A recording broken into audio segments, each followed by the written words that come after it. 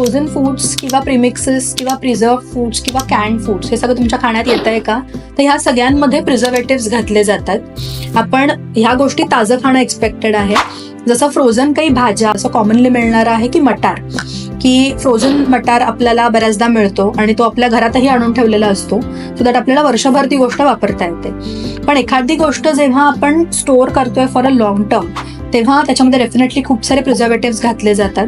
So frozen गोष्टी खाणं is not indicated if you want to maintain a good health. So next comes is preserve food किंवा packaged food. So याच्यामध्ये काय काय येतं की आपल्याला जे रेडी टू कुक किंवा रेडी टू ईट जे काही पॅकेट्स मिळतात, मग त्यात सूप्स असतील, त्यात भाज्या असतील, त्यात नाश्त्याचे पदार्थ असतील, असे बरेचसे आपल्याला प्रीमिक्सेस पण अवेलेबल आहेत की इमिडिएटली काढा, त्याचा डोसा करा, इडली करा किंवा त्याचा इव्हन उपमा करा, पोहे करा. याच्यामध्ये त्यांनी स्टोर्ड भाज्या त्याच्यामध्ये घातलेल्या असतात. महिनाभर आपण एक भाजी बाहेर स्टोअर करू शकत नाही.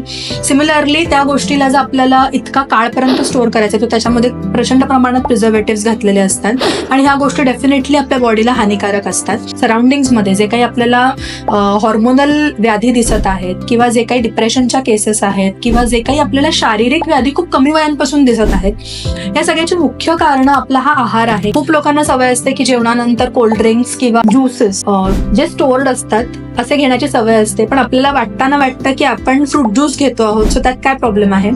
पण ह्या सगळ्या गोष्टी फ्रेश खाणं एक्सपेक्टेड आहे. प्रिझर्व करून फूड खाणं इंडिकेटेड नाहीये.